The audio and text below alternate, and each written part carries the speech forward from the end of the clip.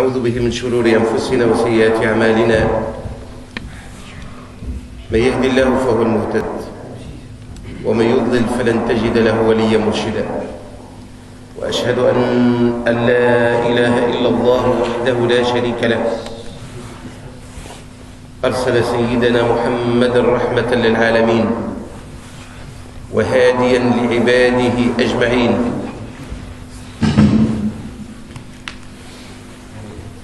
ونشهد أن سيدنا وحبيبنا محمدا عبد الله ورسوله وصفيه من خلقه وخليله، بلغ الرسالة وأدى الأمانة ونصح للأمة، فاللهم جازه عنا خير ما جازيت نبيا عن أمته. اللهم صل أفضل صلاتك على أسعد مخلوقاتك سيدنا محمد. اللهم صل عليه كلما ذكرك وذكره الذاكرون وغفل عن ذكرك وذكره الغافلون. اللهم صل عليه صلاة ترضيك وترضيه وترضى بها عنا يا رب العالمين. الشباب الكرام والإخوة الكرام، السلام عليكم ورحمة الله وبركاته.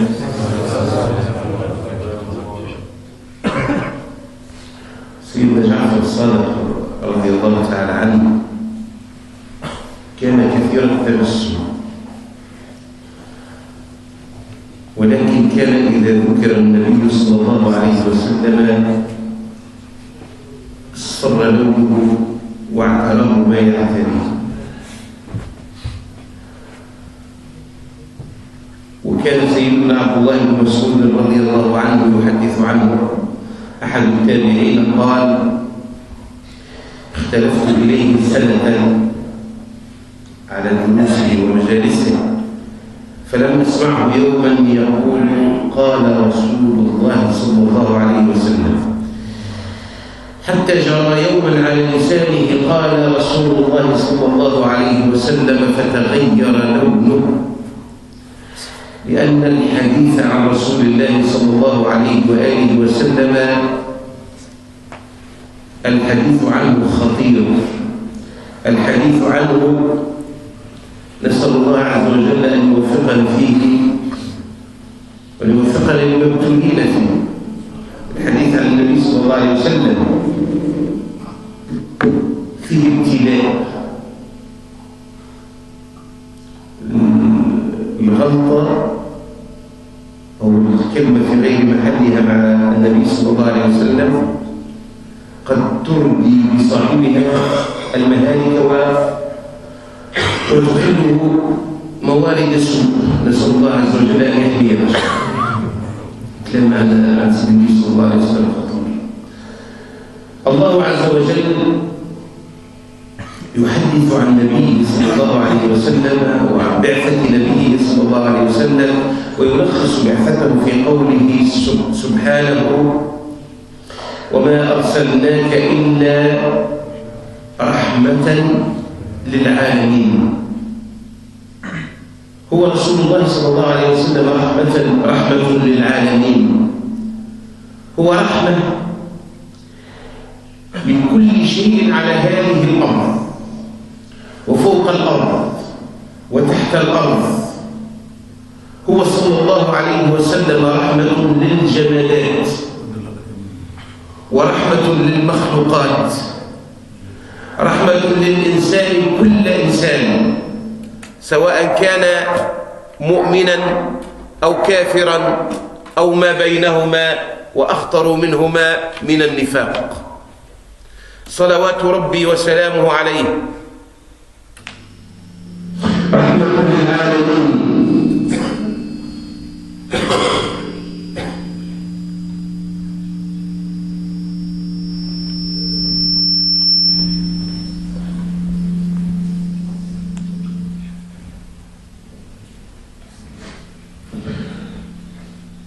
وصلى الله عليه وسلم رحمة للعالمين، رحمة للأرض، رحمة للجمادات. رحم الله عز وجل به مكة، بولادته رحم مكة، ورحم ببعثته المدينة، ورحم بوجوده الجمادات، سائر الجمادات.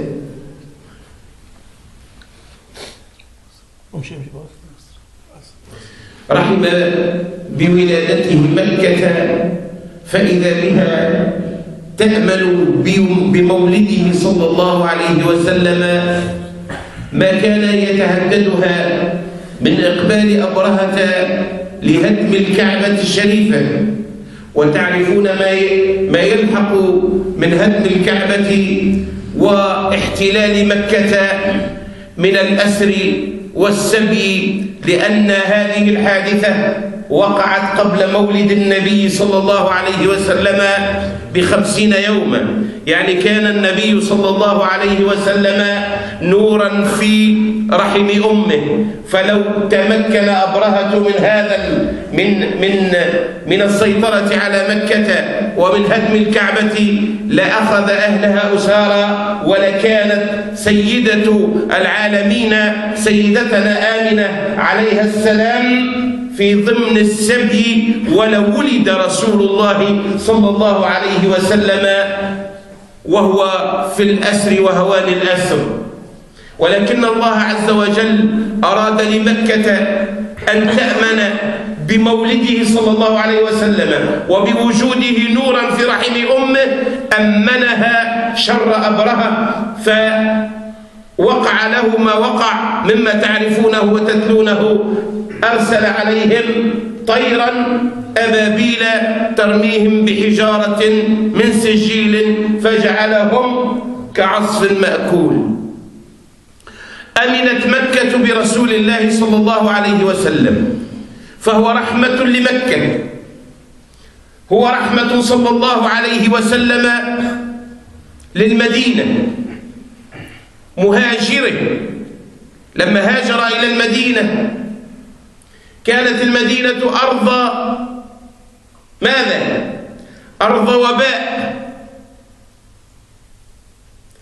لذلك لما دخلها وصحابته الكرام رضي الله تعالى عنهم، كان من بين أصحابه من أصابه وباء المدينة، وخاصة سيدينا أبا بكر وسيدنا بلال رضي الله تعالى عنهما، أصابتهما حمى المدينة. ولكن الحبيب رسول الله صلى الله عليه وسلم الأمان، الرحمة المهداة صلوات ربي وسلامه عليه، دعا ربه فقال اللهم، والحديث عند الإمام مسلم رحمه الله تعالى، اللهم حبب إلينا المدينة كحبنا لمكة أو أشد، وصححها وبارك في مدها وصاعها، وانقل وباءها إلى الجحفة. والجحفة هي مسكن يهود في ذلك الوقت، ونقل الله عز وجل الوباء إلى الجحفة، وبرئت المدينة برسول الله صلى الله عليه وآله وسلم، وهي إلى الآن طيبة برسول الله صلى الله عليه وآله وسلم. الرحمة صلى الله عليه وآله وسلم رحم الجمادات. شيخنا بكري ذكرنا بحديث النبي صلى الله عليه وسلم الذي قال فيه في حوار لا يعرف كنهه إلا رسول الله صلى الله عليه وسلم في جدلية محبة، قال أحد جبل يحبنا ونحبه.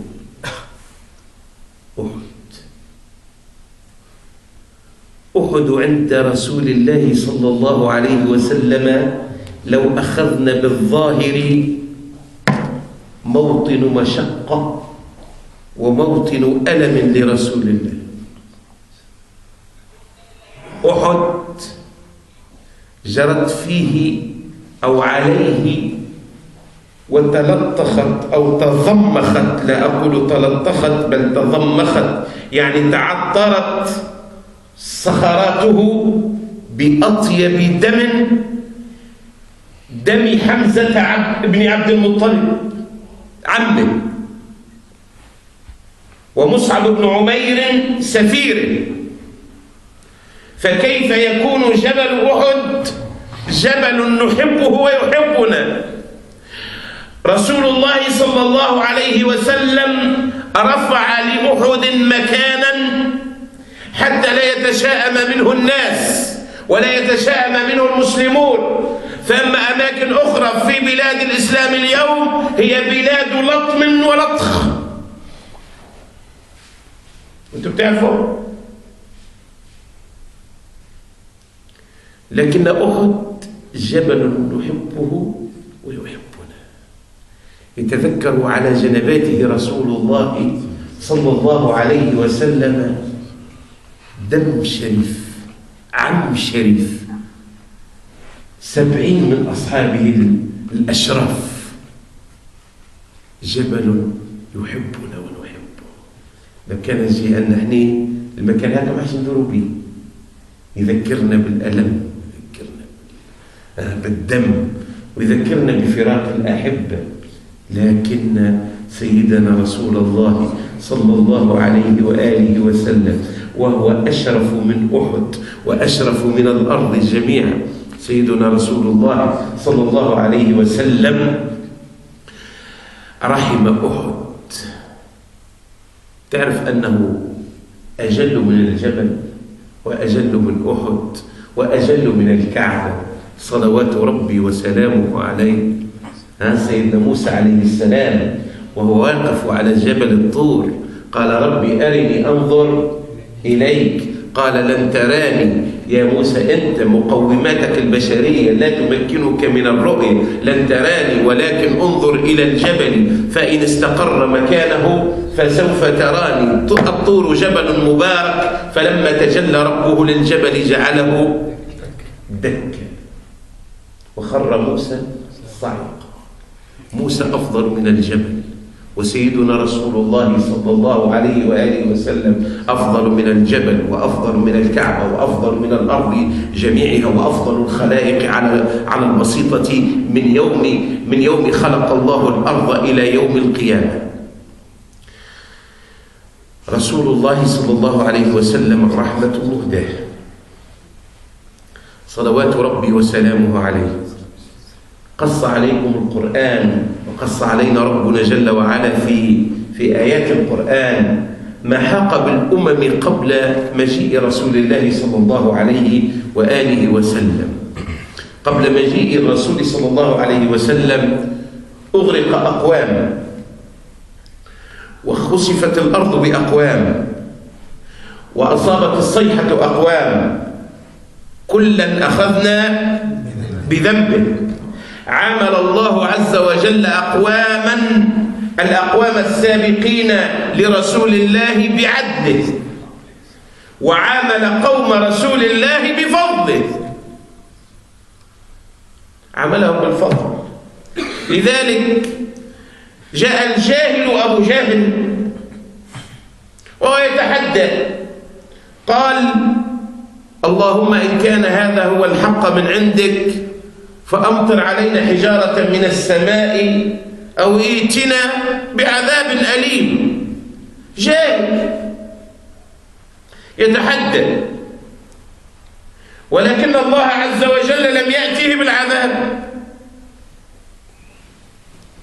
لم يأته بالعذاب. جل الله عز وجل أن يعجز عن عذابه،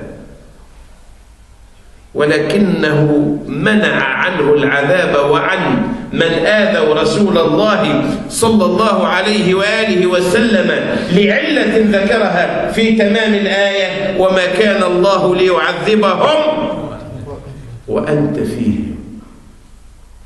وما كان الله ليعذبهم وأنت فيهم. لم يخسف بهم الأرض، لم يغرقهم، لم تبتلعهم بحار، لم يسلط عليهم الجبال، لم يسلط عليهم بذنوبهم ما يهلكهم، ولكنه أمنهم برسول الله صلى الله عليه وآله وسلم. وما كان الله ليعذبهم وأنت فيه. هل عذبهم الله ورسول الله فيهم؟ تدري لماذا؟ لأن رسول الله صلى الله عليه وآله وسلم لم يكن يريد لهم العذاب. لو طلب رسول الله صلى الله عليه وآله وسلم من ربه أن يعذبهم لعذبهم، ولكنه لم يطلب. كانوا يؤذونه، كانوا يكذبونه. قال أوذيت في الله ولم يؤذى مثل ما أوذيت أحد. لا أحد أوذي من يوم خلق الله الأرض إلى يوم تقوم الساعة كما أوذي رسول الله صلى الله عليه وسلم. يا شيخ، فما قص علينا رسول الله أن أقواما وأنبياء نشروا بالمناشير، أي نعم، ولكن ما أوذوا مثل ما أوذي رسول الله.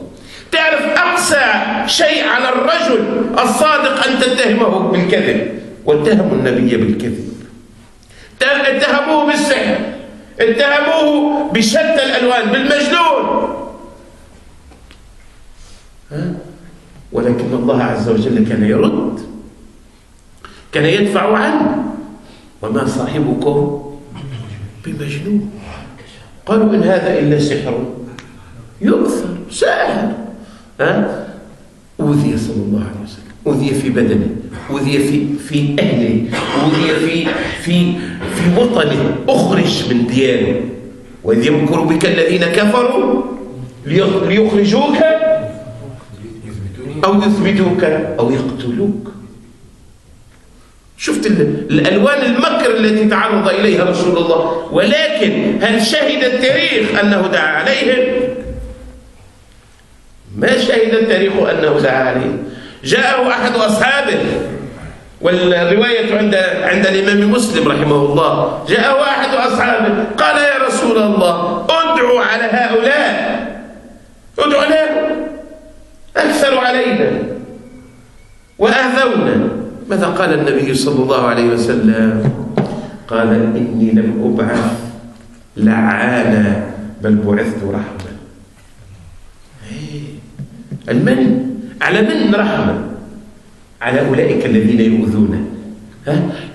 آذوه بشتى ألوان العذاب، هم يؤذونه وهو في ذات الوقت يتمنى إسلامهم. ما كان صلى الله عليه وسلم يسعد أو يفرح لمرأى أحدهم يعذب أو يؤذى صلوات ربي وسلامه عليه، بل كان خلاف ذلك يألم إذا تفلتت نفس منهم إلى النار. يألم صلى الله عليه وسلم، يألم. وذكر ذلك في عدة مواضع. ما هو ذكر السيدة عائشة رضي الله تعالى عنها، قالت هل مر عليك يوم أذيت فيه أكثر من يوم من أحد الأيام؟ فقال النبي صلى الله عليه وسلم، ذكر لها يوم العقبة، يوم عرض نفسه على عبد يليل، ذكر ذلك اليوم. قال لما آذوه وكذبوه ورفضوا النور الذي جاء معه، قال فانصرفت. قال فأتاني جبريل وقال هذا ملك الجبال أرسله ربك جل وعلا. ليش؟ تحت أمرك يكلمه ملك الجبال ويسلم عليه. يا رسول الله لو شئت أن أطبق عليهم الأخشبين لفعلت. الأخشبين هما جبلين في مكة يلحقان بمنى. تحب نطبق عليهم الأخشبين يعني نهاية، يعني محق. ماذا قال النبي صلى الله عليه وسلم؟ لا، بل أرجو أن يخرج الله من أصلابهم من يوحد الله ولا يشرك به، من يعبد الله ولا يشرك به شيئا. هو الرحمة في ساعة الإذارة وساعة الألم. سيد النبي صلى الله عليه وسلم في ساعة الألم كان هذا شعاره، رحمة مهداة صلوات ربي وسلامه عليه صلى الله عليه وسلم. تمر أمامه جنازة اليهودي مؤكد، يهودي يعني ما أشدش من هؤلاء بشهادة ربنا جل وعلا، لتجدن أشد الناس عداوة للذين آمنوا اليهود والذين أشركوا. تمر أمام جنازة اليهودي فماذا يقول صلى الله عليه وسلم؟ يقول: نفس تفلتت مني إلى النار. هم النبي صلى الله عليه وسلم مش شماته، مش يقول هذا واحد ارتحنا منه ونقسم جماعة. لا، بعث رحمة صلى الله عليه وسلم، بعث ليخرج الناس من الظلمات إلى النور، لينقذهم من الضلالة إلى الهداية، ليبعدهم عن النار ويدخلهم الجنة صلى الله عليه وسلم. شاب كان يخدم النبي صلى الله عليه وسلم، يخدم النبي صلى الله عليه وسلم وهو يهودي شاب يخدم النبي صلى الله عليه وسلم. مرض هذا الشاب فعاده النبي صلى الله عليه وسلم وهو على ديانته، على يهوديته. يدخل عليه النبي صلى الله عليه وسلم ويقول: عرف النبي صلى الله عليه وسلم أنه في النزع، قال: قل لا إله إلا الله محمد رسول الله. يعني جاءه بشهادة النجاة، أمنع ما هو تعرفوا قالها والذي نفسي بيده ما يسمع بي أحد من هذه الأمة يهودي أو نصراني ثم لا يؤمن بي إلا أدخله الله النار. شيء لن يقبل شيء إلا منهج رسول الله ودين الإسلام. ما جاء قال في آخر لحظة: قل أشهد أن لا إله إلا الله وأشهد أن محمد رسول الله. يلتفت الابن إلى أبيه فيقول له الأب: أطع أبا القاسم. الأب يعرف أنه رسول الله صلى الله عليه وسلم، فيشهد أن لا إله إلا الله وأن محمد رسول الله، وتفيض روحه، فيخرج النبي صلى الله عليه وسلم وعلى وجهه علامات البشر: الحمد لله الذي أنقذه بي من النار. هذا رسولنا صلى الله عليه وسلم، هذا هو صلى الله عليه وسلم. صلى الله عليه وسلم أقصى غزوة حدثنا فيها، وهذه بيتدخل فيها المنافقون، قالوا: لا تنفروا في الحر، قل نار جهنم أشد حرا. لكن يتخلفوا فيها واللي عاقب فيها ربي سبحانه وتعالى حتى بعض الصحابة الثلاثة الذين اتخلفوا عن رسول الله. غزوة تبوك، غزوة تبوك هذه كانت في الحر الشديد. تعرف المسيرة ما بين المدينة وتبوك بجيش النبي صلى الله عليه وسلم في الحر، مسجلة في القرآن في كتاب ربنا جل وعلا، مسيرة يقال بين 16 يوما أو 17 يوما. هذه داب ماشي السيد النبي صلى الله عليه وسلم إلى تبوك، غزو باش يطهر أرض ويصل إلى تبوك ويستقر في تبوك في حر وفي جوع وفي ألم وفي مشقة لا يعلمها إلا الله عز وجل. ثم ماذا يكون الأمر؟ يقول أنت جيش تحرك على الأقل يعطي ضربة للروم مؤلمة موجعة باش معاش يجوزوا. كم كانت حصيلة فتح تبوك؟ قداش من واحد قتل في هذه الغزوة في جيش الروم؟ قداش ترى؟ قداش يا شباب؟ قلتوهاش مرة؟ أكيد أن نتصور حتى توا. شوف ما كنت تسمع في الأخبار ساعتها الطيارة متاع تحالف الأطلس، الحلف الأطلسي، ولا حتى التحالف العربي. هو تحالف عربي ولا تو قال لك في المدولة باخر اسمه تحالف عربي. تجي تخرج ما تلقى ما تقصف مدرسة،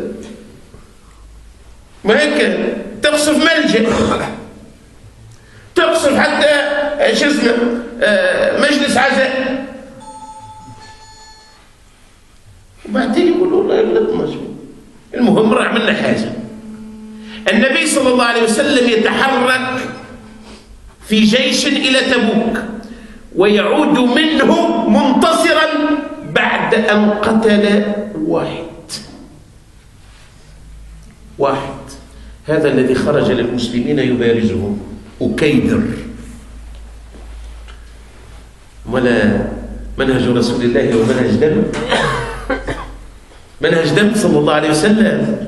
لا، منهج رسول الله صلى الله عليه وسلم هو منهج الرحمة. ما جاء ليقتل، ما جاء ليظلم، ما جاء إلا لينقذ البشرية، ما جاء إلا لينقذهم من النار إلى الجنة. هذا النبي صلى الله عليه وسلم. رحمة للكفرة اللي كفروا به وحادوه، كان يرحمهم صلى الله عليه وسلم. هاي مرة زينا نمشي الواحد لقى الأعظم من الكفر المنافقين. إن المنافقين في الدرك الأسفل. ما يمكن، خطورتهم عظيمة. كانوا متسللين في دولة الإسلام ويخربون دولة الإسلام من الداخل. وعلى رأسهم وزعيمهم تعرفونه عبد الله ابن أبي ابن سلول. عبد الله بن أبي بن سلول هذا ما ترك شيئا للنبي صلى الله عليه وسلم إلا فعله. في حادثة الإفك هو اللي حركه، وهو الذي خاض أو أشعل الفتنة في عرض أم المؤمنين عائشة.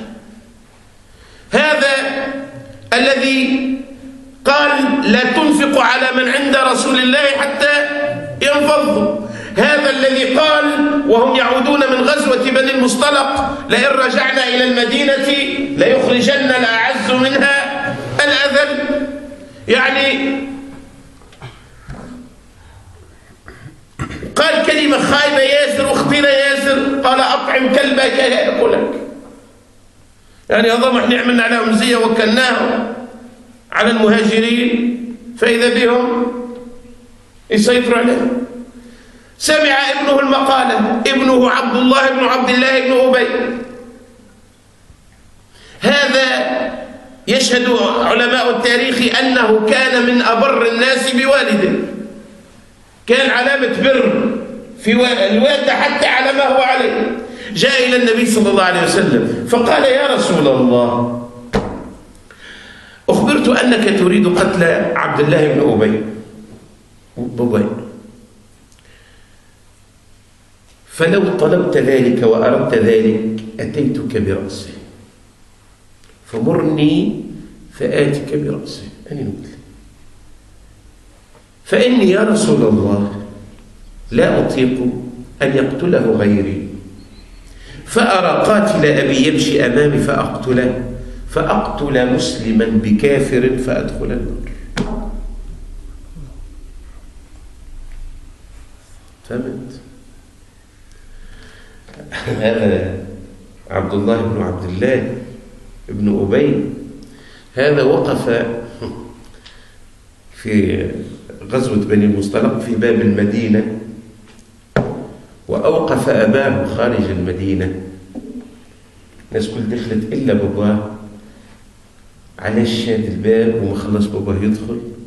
قال لن تدخلها حتى يأذن لك الأعز. وقال لئن رجعنا إلى المدينة ليخرجن الأعز منها الأذل. أني نعرف شكون الأعز. قال لن تدخلها حتى يأذن لك الأعز، والأعز هو رسول الله صلى الله عليه وآله وسلم. أمال ايش يقول النبي صلى الله عليه وسلم لعبد الله بن عبد الله؟ قال لا نصبر ونحسن إليه. نحسن إليه.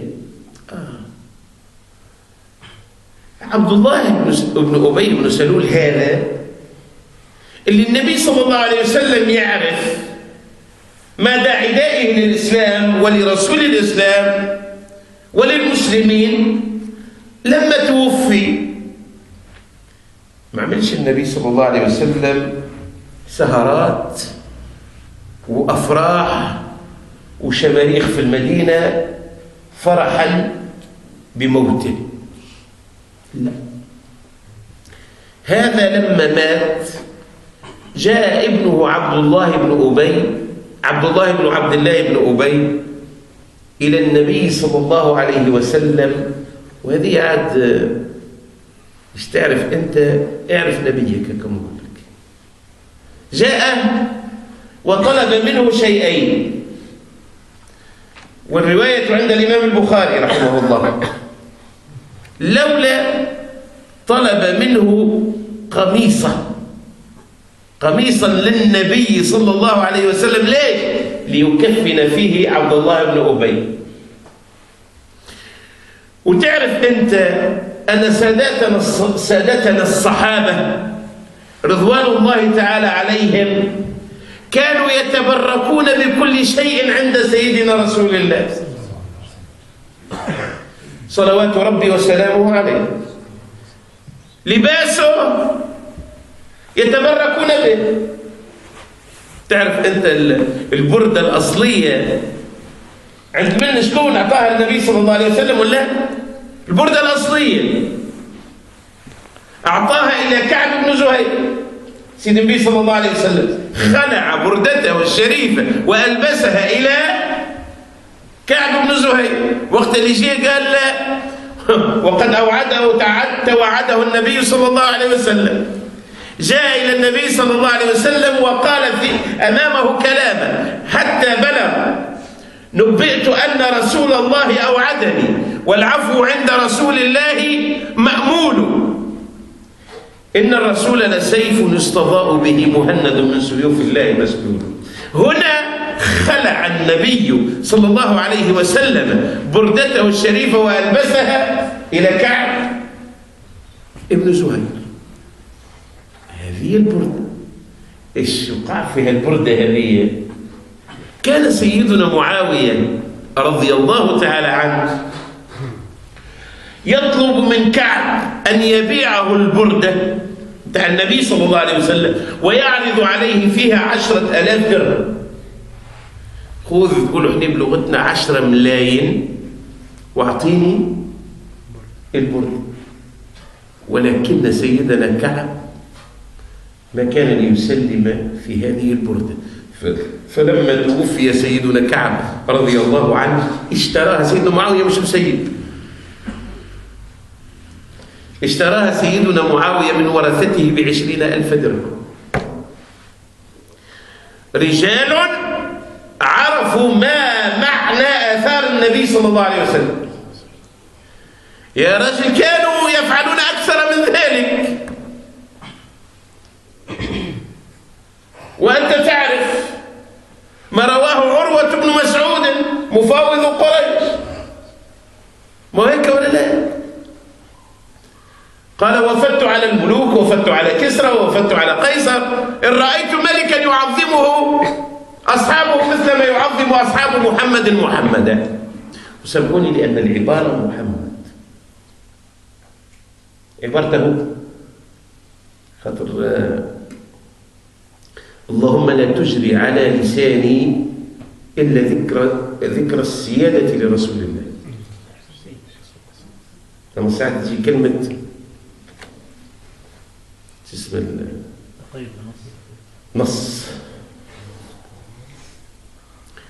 ما قال: إذا توضأ كادوا يقتتلون على وضوئه. هكا الفضل بتاع الماء بتاع سيدنا النبي صلى الله عليه وسلم يقتتلون عليه. راهو بمحضر النبي صلى الله عليه وسلم، يعني بمرأة، يعني أمانة، يتقاتلوا على كرويحة الميل يفضل الله سيدنا النبي صلى الله عليه وسلم.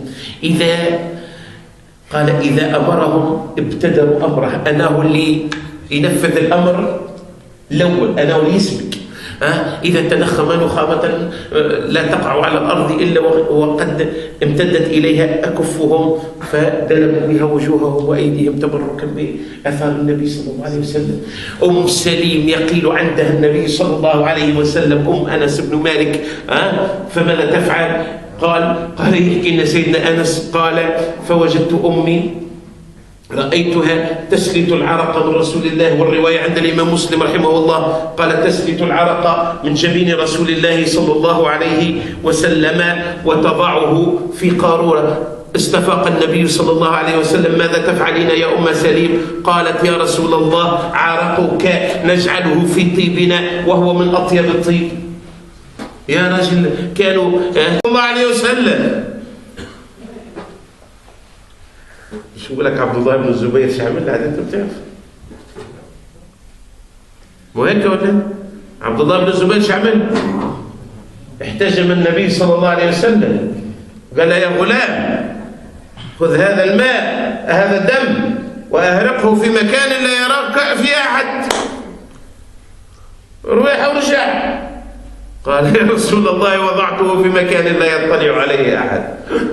قال لعلك شربته. قال نعم يا رسول.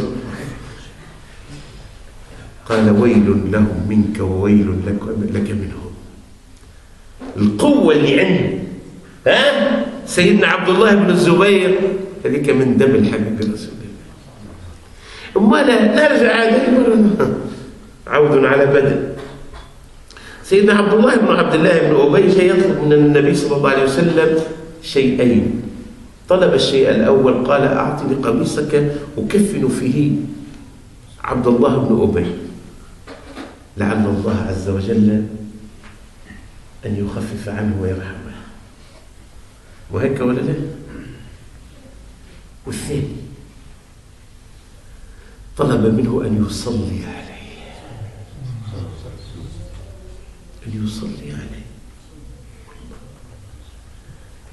يا رجل زعما في اللحظة هذيك جاي للنبي صلى الله عليه وسلم هيك السلسلة السوداء من أعمال عبد الله بن أبي. وقال وعمل وقال ودار وشد عبد الله بن أبي وصلخة نقول هني تتذكر باباك ايش عمل وايش دار لي وايش قال في عائشة رضي الله عنها وايش قال في يني وايش عمل لي وكيفاش تناصح مع اليهود ضدي. لا سيدنا رسول الله صلى الله عليه وسلم ما كان عنده من هذا شيء. سيدنا رسول الله صلى الله عليه وسلم كان يلقى القوم طاهرا نظيفا كل يوم صفحة جديدة سيدنا النبي صلى الله عليه وسلم صلوات ربي وسلامه عليه. مش تراكمات وراقدة يرقد على بعضها وبعدين يفجرها في لحظة. لا، ما هذا سيدنا رسول الله. إذن طلب منه أن يصلي عليه. استجاب النبي صلى الله عليه وسلم أعطاه القميص. واثنين ذهب ليصلي عليه. لما وقف للصلاة عليه فاروق الأمة عمر رضي الله عنه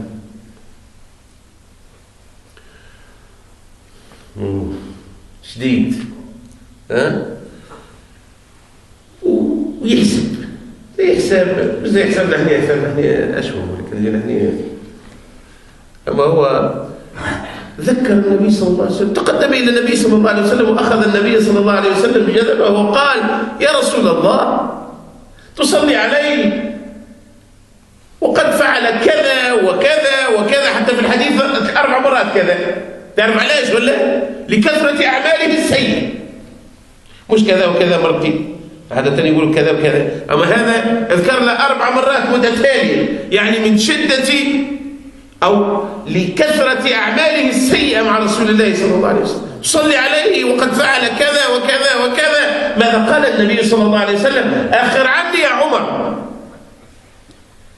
الأمر مش كما تتصور أنت. أخر عني يا عمر، إني خيرت فاخترت. ماذا خير النبي صلى الله عليه وسلم؟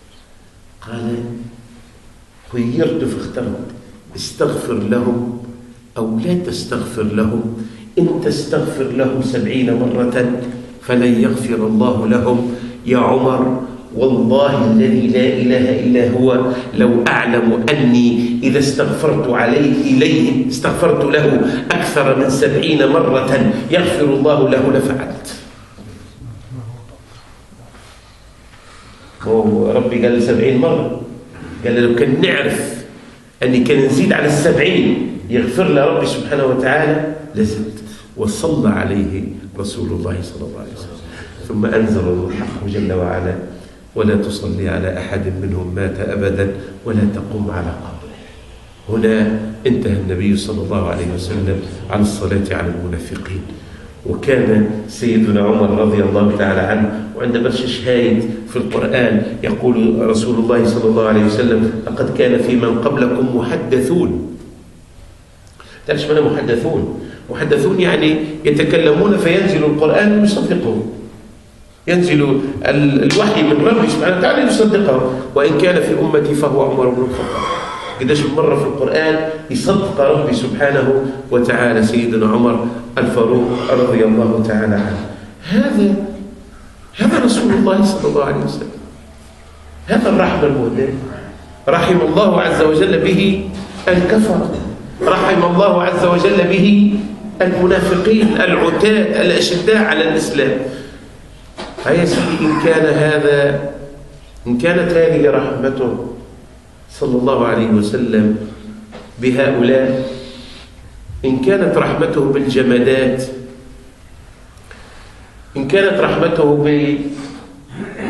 بالكفرة، إن كانت رحمته بالمنافقين هذه التي كنا نسمعها، فكيف تكون رحمته بمن اتبع وبمن لزم نهجه وبمن آمن به وصدق صلى الله عليه على سيدنا رسول الله. والله إخوة الإيمان، والله إننا في كرامة أعظم بها من كرامة. وهذه لو تدبرناها لعرفنا أن باب محبة رسول الله صلى الله عليه وآله وسلم يبدأ من هؤلاء. إنما جفى أقوام رسول الله صلى الله عليه وسلم وحادوا عن طريق المحبة لأنهم حادوا عن طريق المعرفة، ما اجتهدوا في معرفة رسول الله. يلزم شوية يروح شوي الواحد ويبحث ويسأل الله عز وجل أن يقذف في قلبه بعضا من أنوار معرفة رسول الله صلى الله عليه وسلم. خاطر الرأي المعرفة الحقيقية لرسول الله لن يدركها أحد، لم يدركها ولن يدركها أحد إلا ربه جل وعلا. يعني كل ما نقول فيه هذا كل راهو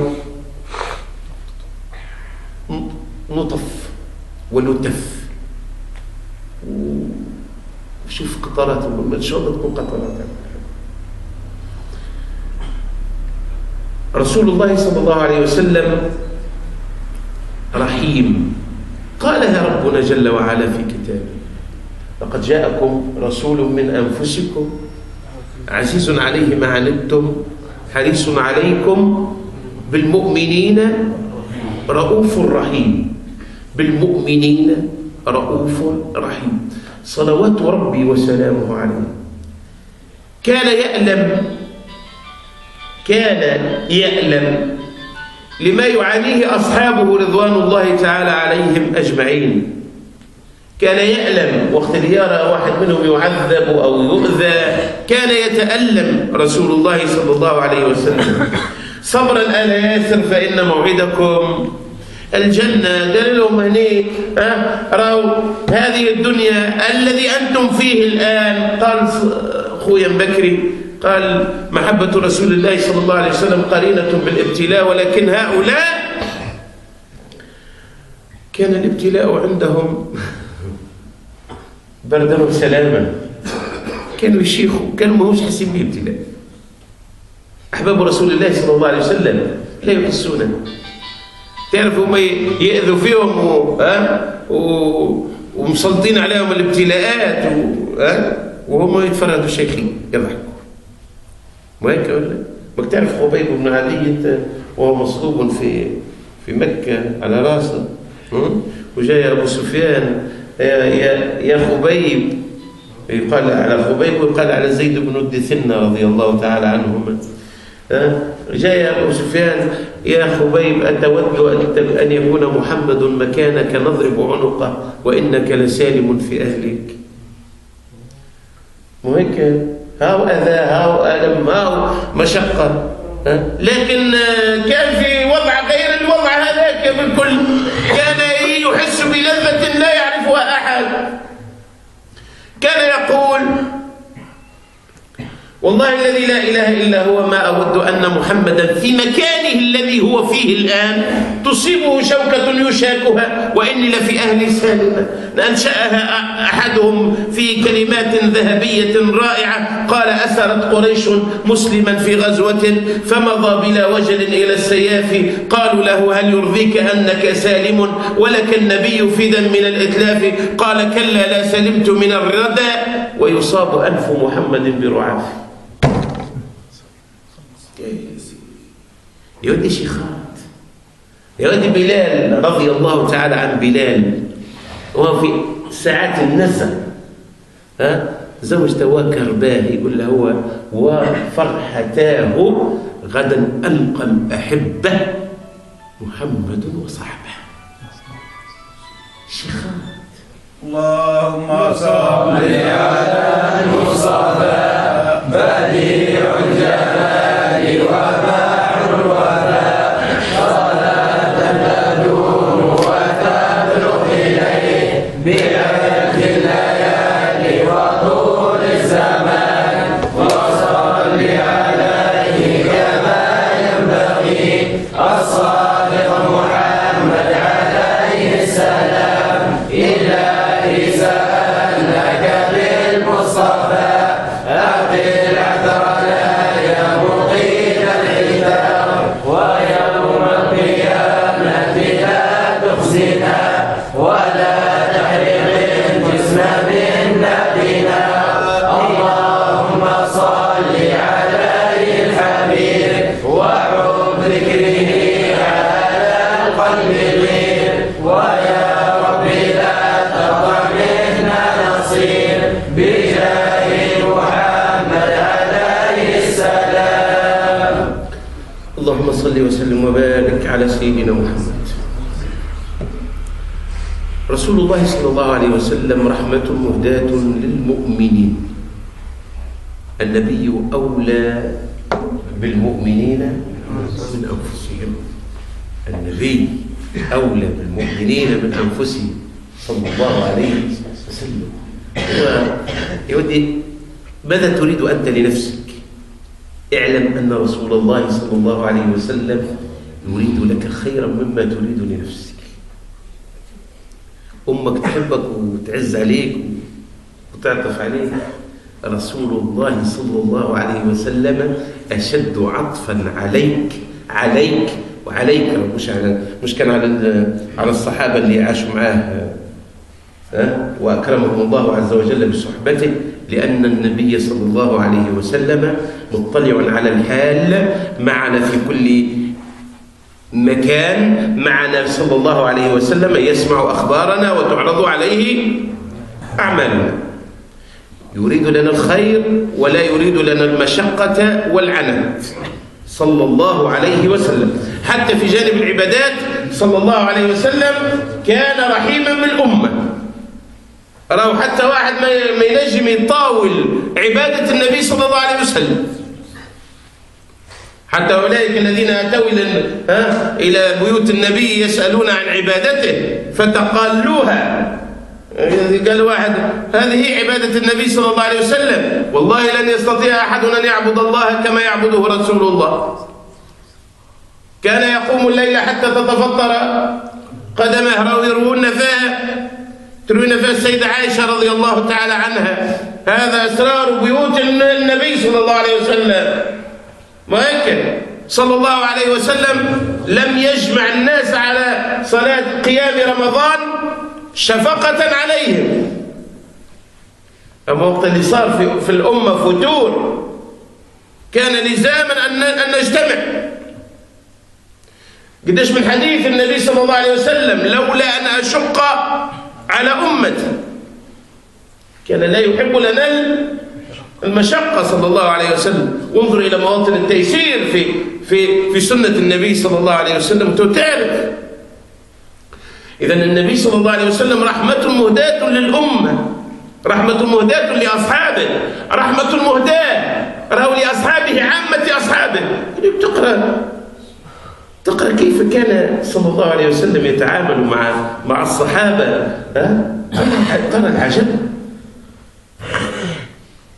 صلوات ربي وسلامه عليه كان القائد الذي لا يشبع إلا بعد أن يشبع الناس. يخرج يوما فيلقى سيدينا أبا بكر وعمر: ما الذي أخرجكما؟ قال: ما أخرجنا يا رسول الله إلا الجوع. جعانين، حتى لو تتصور إنسان جعان حتى النوم ما يجيش، ما يرقدش، ما يرتاحش. مش جوعنا حنيرا. احنا نفطر الصباح كان نوخر ل3 وتصير كارثة. جوعهم هم: ما أخرجنا إلا الجوع يا رسول الله. قال: وكذلك أنا ما أخرجني إلا الجوع. فهلما إلى أحد الأنصار قد استدعانا إلى طعام، دعانا إلى طعام. دعا النبي صلى الله عليه وسلم إلى طعام، ولكن النبي صلى الله عليه وسلم يقول لهم: أنا ماشي من التراويح ليه يغير ثنية؟ لا هزم معي النبي صلى الله عليه وسلم. تعرف هذه موجودة في عدة مواطن في سيرة النبي. هذا نذكره حيث أخرى بعد شوي إن شاء الله. ملا دعاهم إلى ما دعي إليه النبي صلى الله عليه وسلم فطعموا. بعد ما طعموا أخذ النبي صلى الله عليه وسلم قطعة لحم وبعض التمرات وقال: احملوا هذه إلى من؟ ترى؟ احملوا هذه إلى فاطمة بنت محمد، فإنها والذي نفسي بيده لم تذق طعاما منذ 3 أيام.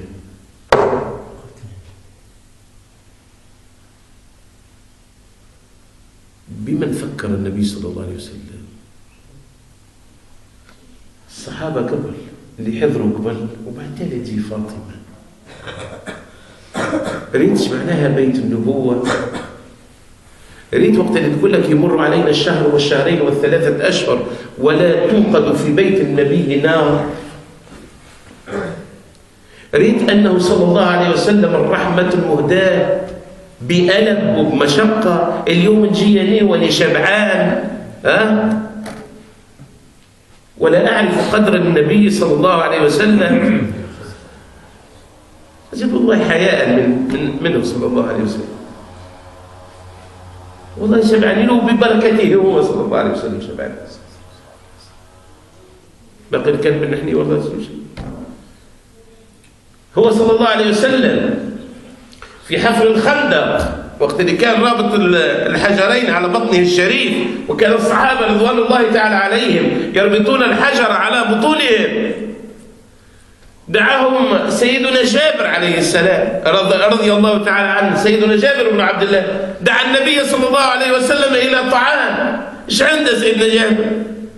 إيش داي صغير وبعض الشعير.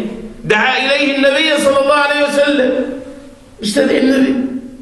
فقال النبي صلى الله عليه وسلم للصحابة وهم يحفرون الخندق: أخوكم جابر أعد لكم طعام. يا رسول الله. سيدنا جابر بهت. سيدنا جابر: ما هذا؟ يعني دعيتك أنت يا رسول الله. هل كان يأكل ويجوع الصحابة رضوان الله تعالى عليهم؟ وصلى الله على رسول الله وببركته هو صلى الله عليه وسلم أكلوا وأكل بعدهم صلى الله عليه وسلم، لأنه لم يكن يسبقهم على الطعام، إنما كان يأكل بعدهم صلوات ربي وسلامه عليه الرحمة المهداة صلى الله عليه وسلم. هو الذي تراه يوم بدر أو ليلة بدر والصحابة نيام وهو يرفع يديه إلى ربه جل وعلا مناجيا متوسلا: يا رب اللهم إن تهلك هذه العصابة فلن تعبد على الأرض، اللهم إنهم حفاة فاحملهم، اللهم إنهم عراة فاكسهم، اللهم إنهم جياع فأشبعهم. هذا سيدي النبي صلى الله عليه وسلم. كانت تمر أمام المشاهد هذيك عادية سيدي النبي صلى الله عليه وسلم، لا، صلوات ربي وسلامه عليه. هو الذي كان صلى الله عليه وسلم يبكي لكل ألم يتذوقه مسلم مؤمن. يقف على، شوف يوم أحد، يوم الألم، اليوم اللي يقول فيه علماؤنا أنه درس للأمة جمعاء.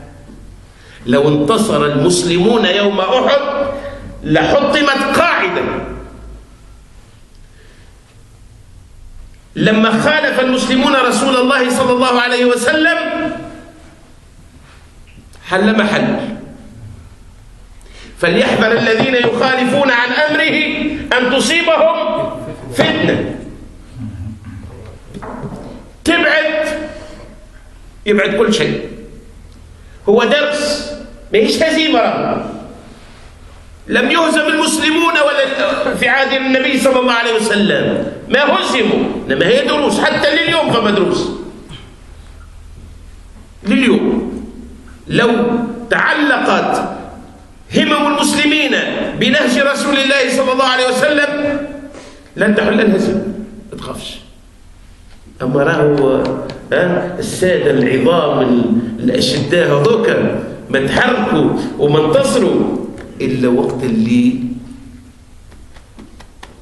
هذا امتلأ بمحبة النبي صلى الله عليه وسلم. الاستخلاف بالمحبة والنصرة بالمحبة. خالد بن الوليد ما خضع معركة إلا انتصر فيها، وهكذا معركة اليرموك الصحابة يحاربوا وسيدنا خالد منشغل، تو جيش عرمرم مغادي وسيدنا خالد يبحث عن شيء معين افتقده في المعركة. ماذا افتقد؟